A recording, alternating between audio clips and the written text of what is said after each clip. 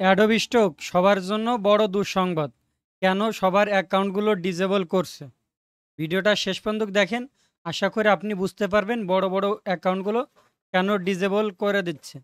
তো চলুন কথা না বেড়ে ভিডিওটা শুরু করা যাক। তো প্রথমে আমি আমার অ্যাকাউন্টটা দেখাই। দেখেন আমার এই অ্যাকাউন্টে টোটালি যেটুকু ইনকাম হয়েছে আমার মান্থলি অ্যাভারেজ আমি যদি হিসাব করি এই মাসে, আজকে 12 তারিখ, তার মানে $47 ইনকাম। তার মানে আমার মাসে 10,000 টাকা ইনকাম হচ্ছে এই অ্যাকাউন্টে।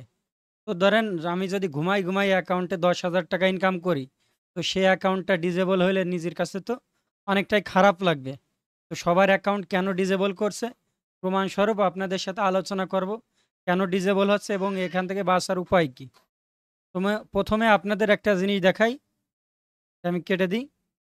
এখানে দেখেন রিসেন্ট টপ সেলার, আমি যদি মাস হিসেব করি সেপ্টেম্বর 1 তারিখ থেকে সেপ্টেম্বর 7 তারিখ, তার মানে এই সপ্তাহে যারা রিসেন্ট টপ সেলার 10 জন থাকে, সেই 10 জনের মধ্যে 9 জনের অ্যাকাউন্টই নাই। একটু হিসাব করেন তো যে ফটো ক্যাটাগরিতে 10 জনের যে একটা লিস্ট থাকে, যে ভেক্টরে যাই, দেখেন এরকম 10টা অ্যাকাউন্ট থাকে। সেই 10টা অ্যাকাউন্টের মধ্যেই কিন্তু আপনার 9টাই নাই। এখন কেন নাই এটা আপনাদের জাস্ট একটা দেখাই। আমি সেপ্টেম্বরের আগের মাসে যাই, লক্ষ্য করে দেখেন এখানে 1 2, তার মানে এখানে 8টা অ্যাকাউন্টই নাই। তারপর আমি একটু বিগত অ্যাকাউন্টে যাই, এখানে দেখেন সেম, এখানেও 8টা অ্যাকাউন্ট নাই। আমি আর একটু ব্যাকে যাই, দেখেন এখানে 9টা অ্যাকাউন্ট নাই। তার মানে একটু ভাবেন তো যে আপনার এই অ্যাকাউন্টগুলো কোথায় গেল। এখানে 9টা অ্যাকাউন্ট নাই মানে কি, এটা ভাবার বিষয় না যে রিসেন্ট টপ সেলার, মানে যারা বিগত সপ্তাহে বা রিসেন্ট টপ সেলার কেন করছে আপনারা এটা দেখতে পারবেন, যেন কোন ক্যাটাগরি ডাউনলোড হয় বা কোন ক্যাটাগরি কি হয়, বা যে কোনো কারণে তো তারা এখানে দেখাইছে। এইখানে যে সব থেকে বেশি ডাউনলোড যাদের, তাদের অ্যাকাউন্টই নাই। এখন প্রশ্ন আছে কেন নাই। তা যেহেতু 9টা অ্যাকাউন্ট নাই এই সপ্তাহে রানিং, সেই অ্যাকাউন্ট নাই, আমি বিগতটায় যদি যাই সেম 8টা অ্যাকাউন্ট নাই। তার মানে এটা আমাদের জন্য আসলে বড় দুঃসংবাদ। কারণ বড় বড় অ্যাকাউন্টগুলোই যদি তারা ডিসেবল করে দেয়, যে অ্যাকাউন্টগুলো আমাদের সামনে শো করতেছে, যে অ্যাকাউন্টগুলো দেখে তোমরা কাজ করো, সেই অ্যাকাউন্টগুলো নাই। এখন কেন নাই এটা সবার প্রশ্ন। তো আমি একটু বিস্তারিত আলোচনা করার চেষ্টা করব, আমি যেটুক বুঝিয়েছি বা আমি যেটুক বুঝিয়ে, যেহেতু আমরা টিম নিয়ে কাজ করি, অনেক লোকজন, অনেকের আইডিয়া মাথায় আসে, তো সেটা নিয়ে আর কি চেষ্টা করে আপনাদের সামনে ভিডিও উপস্থাপন করা। তো দেখেন এখানে ফটো ক্যাটাগরিতে 2টা অ্যাকাউন্ট আছে। আমি প্রথমটা বাদ দিই, 2 নম্বরটায় যাই। দেখেন এই যে যে ডিজাইনগুলো, এই ডিজাইনগুলো কি নিজস্ব করা, কিন্তু দেখেন এআই টিক চিহ্ন নাই। তার মানে তারা নিজস্ব অ্যাকাউন্টগুলো রাখছে। তো ব্যাকে যাই, এ অ্যাকাউন্টে যাই, কারণ এই জিনিসটা না দেখাইলে আবার আমারে গালি দিতে পারেন যে ভাই তুমি তো ভিডিও বানাইছো এআই নিয়ে। তো দেখেন এখানে এআই আছে কিনা, এআই টিক চিহ্ন আছে কিনা, বাট সব পিএনজি, একটু লক্ষ্য করে দেখেন এখানে সব পিএনজি। তো পিএনজি ক্যাটাগরি থাক, সমস্যা নেই, বাট এখানে এআই ফাইল আছে। এখন ভয় আসতে পারে যে ভাই তাহলে পিএনজি আছে আবার নিজস্ব আছে, জেপিজি কই, তাই না? এখন জেপিজি তো অনেকে আমরা দিছি, তাহলে আমাদের কি হবে? প্রশ্ন তো আমাদের একটাই, যে আমাদের জেপিজি ফাইলগুলো দিছি, তাহলে জেপিজি অ্যাকাউন্ট কি সব ডিসেবল করে দিচ্ছে কিনা, এটাও তো একটা ভয়ের ব্যাপার আছে। তো আপনাদের আরও অনেক কিছু, এই যে এগুলো দেখলে ইনসাইট দেখতে পারবেন। অটো ক্যাটাগরি দেখবেন অধিকাংশ জিনিসটাই নাই। তার মানে আপনারটাও যাইতে পারে, আমারটাও যাইতে পারে। তো এটা অ্যাকাউন্টটা টিকে রাখার জন্য কি করণীয়? অনেকেরই 3টা 4টা অ্যাকাউন্ট আছে, যারা প্রথম থেকে কাজ করতেছে তাদের আছে। তো এখন আপনি এআই ফাইল দিচ্ছেন যেহেতু শর্টকাটে করার জন্য অনেক কিছু, রিয়েলিস্টিক জিনিসটা এখানে দেখেন একটা অ্যাকাউন্ট আছে, সেটা আছে ম্যান পিএন জেপিজি, কিন্তু এটার নিজস্ব কোনো এআই ফাইল না। এখন আমি ভালো দেখাইতে পারছি না, তো এটা তো টোটালি জেপিজি নিজস্ব। এখন জেপিজি অন্য অন্য অ্যাকাউন্টেও কিন্তু জেপিজি আছে, বাট তাহলে অ্যাকাউন্টটা ডিজেবল কেন করতেছে? নিশ্চিত তারা ভুল কাজ করছে। কেন ভুল কাজ করছে? আপলোডের সময় তারা সাবমিট তো ঠিকঠাক না দিলে তো অ্যাপ্রুভ করেনি, তার মানে তারা কিওয়ার্ড ট্যাগ টাইটেলে ভুল করছে। আর না হলে কোনো, যে কোনো অ্যাকাউন্টের ভিতরেই তারা কি করছে, এই জেপিজির ভিতর হয়তো বা মনে করেন রিক্রাফট দিয়ে ফাইল বানাইছে বা যে কোনো এআই দিয়ে ফাইল বানাইছে, ভেক্টর ফাইল এআই টিক চিহ্ন দিইনি। তো এআই টিক চিহ্ন না দিলে কি হবে? তারা অ্যাডোবির ক্ষেত্রে তারা তো বলেই দিয়েছে যে এআই ফাইল হলে অবশ্যই এআই টিক চিহ্ন ওদের গাইডলাইন ফলো করতে হবে। আমার কাছে প্রায় 100+ অ্যাকাউন্ট ডিজেবল বা ডিঅ্যাক্টিভ নিয়ে সবাই কমপ্লেন করছে। যত আমি মানে এটা বিশ্লেষণ করে দেখছি, অধিকাংশ অ্যাকাউন্টে আছে আপনার এআই টিক চিহ্ন দিনি, আর নাহলে ট্যাগ টাইটেল উল্টোপাল্টা দিছে বা নিয়ম কানুন তারা মানিনি।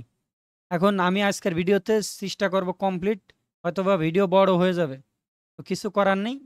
যাদের অ্যাকাউন্ট টিকে রাখতেছেন তারা চেষ্টা করবেন ভিডিওটা শেষ পর্যন্ত দেখে এভাবে কমপ্লিটলি আপনার কাজ করা। দেখেন আমি চাইছিলাম পার্ট পার্ট ভাগ করে বিভিন্ন সমস্যা বা খুঁটিনাটি জিনিস নিয়ে ভিডিও করব, কিন্তু আমি সময়ের কারণে পারি না, বিদায় যেটুক পারি চেষ্টা করতেছি।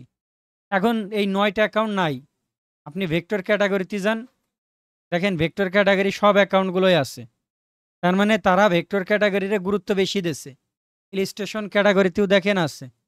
তার মানে ফটো ক্যাটাগরি, ভেরিফিকেশন সিস্টেমের মতন এআই মানে যত জেপিজি কোয়ালিটি আছে সব ফটো ক্যাটাগরি তাদের মনে আছে বেশি হয়ে গেছে।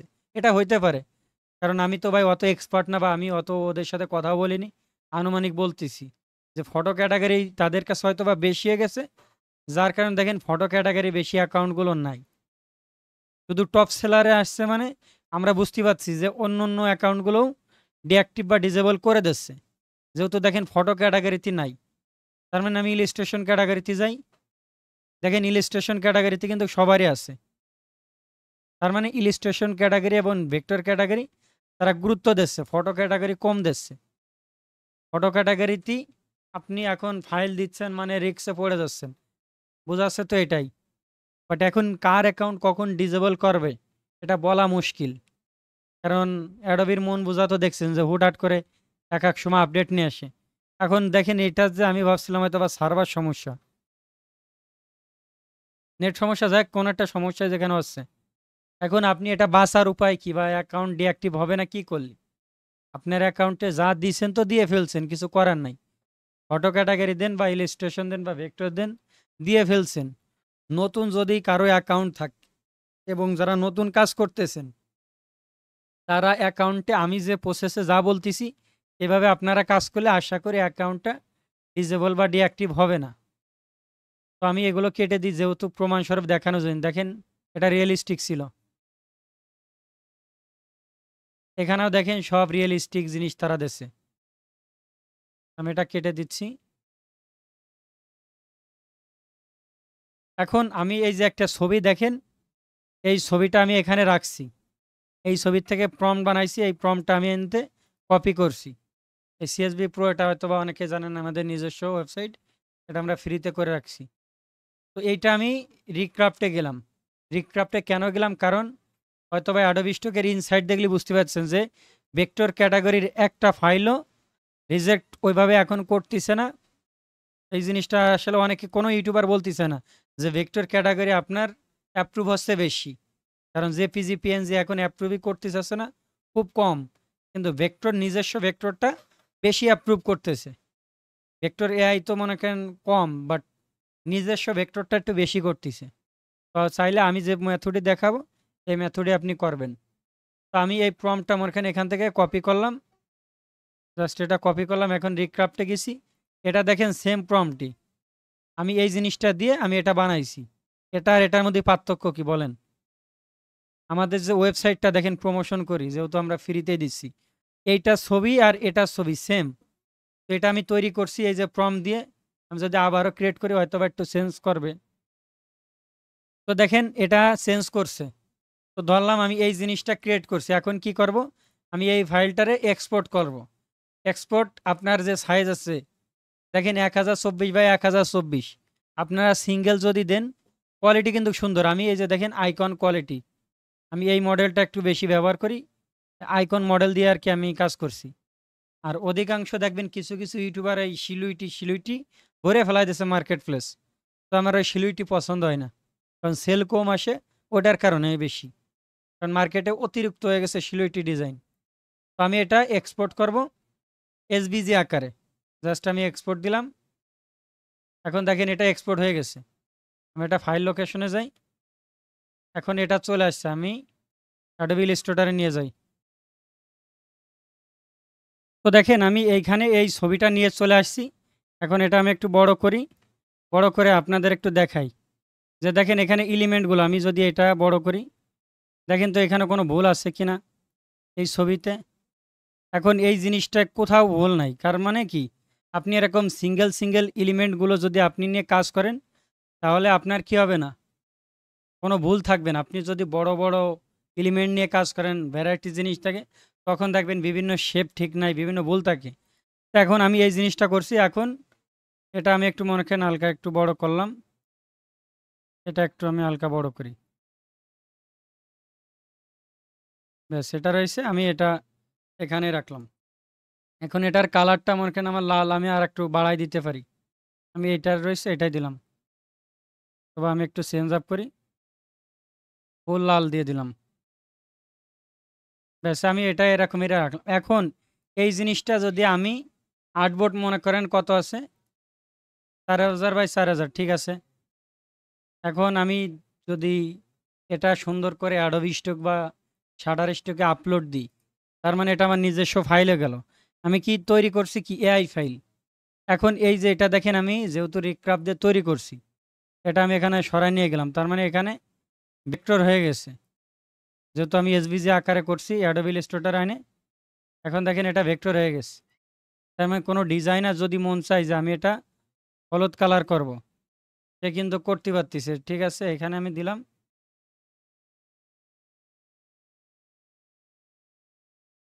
এটা আমি হলুদ করে মনে করেন দিলাম।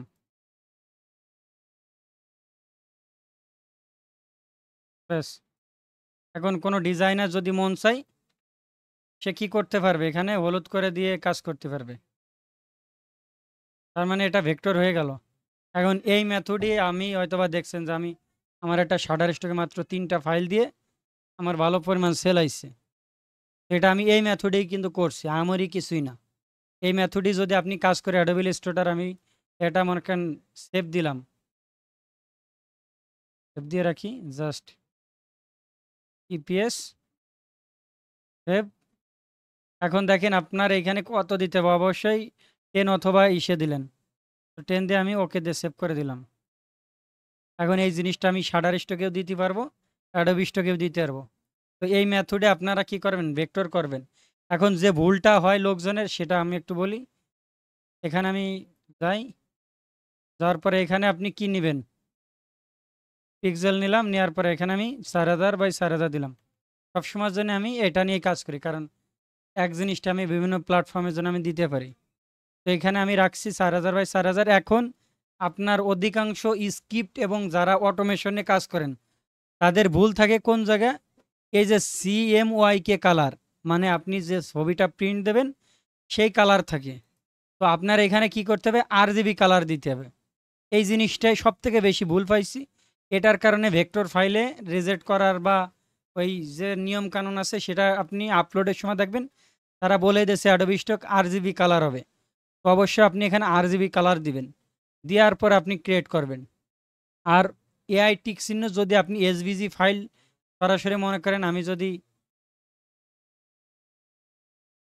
এই ফাইলটাই যদি আমি সরাসরি আপলোড দিই, যেহেতু আমি এটা রিক্রাফট দিয়ে তৈরি করছি, তো এসভিজি আকারে দিলে অবশ্যই এটা আমার টিক চিহ্ন দেওয়াই লাগবে।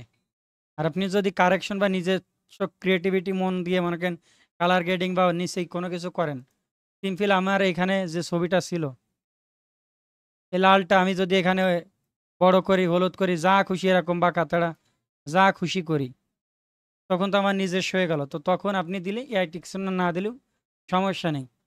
তো এই কয়েকটা কারণে আপনার কিন্তু অ্যাকাউন্টগুলো ডিজেবল হচ্ছে। আশা করি আপনারা যারা কাজ করবেন, তারা এই প্রসেসে কাজ করবেন নতুন অ্যাকাউন্টে। তাহলে দেখবেন আপনার অ্যাকাউন্টটা হয়তোবা ডিজেবল থেকে বেঁচে যাইতে পারেন। তারপরে বলা যায় না কার অ্যাকাউন্ট কখন ডিজেবল হয়।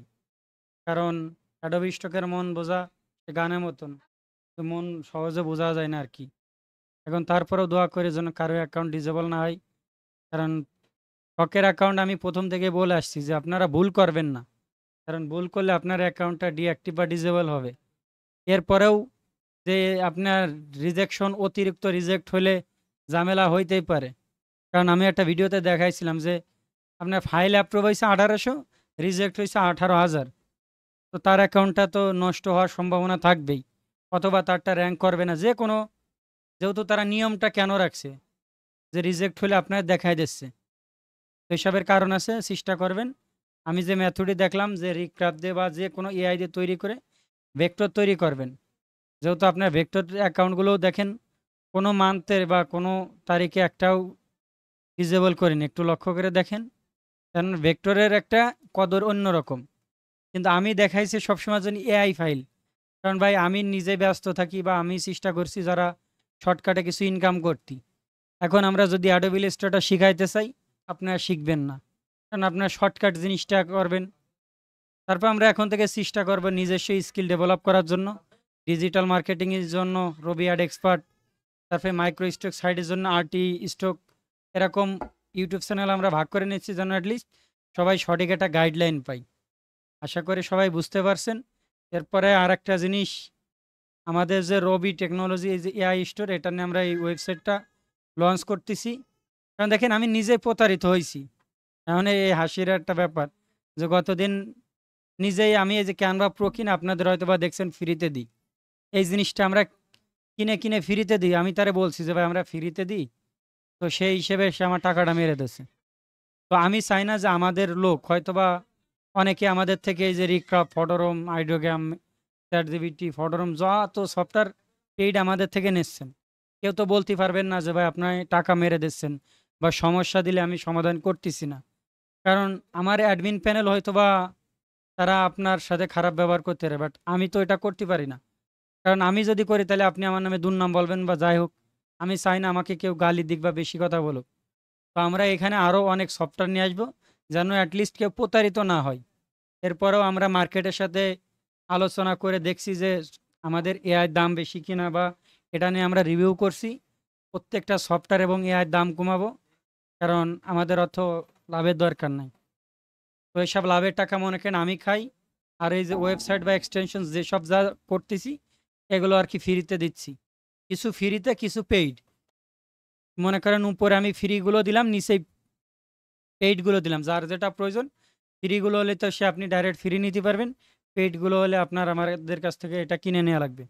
তো আপনাদের যদি এইসব কোনো সফটওয়্যার প্রয়োজন হয় আমাদের থেকে নিতে পারবেন। তো আশা করি সবাই ভালো থাকবেন, সুস্থ থাকবেন। সবাইকে অসংখ্য ধন্যবাদ। আসসালামু আলাইকুম।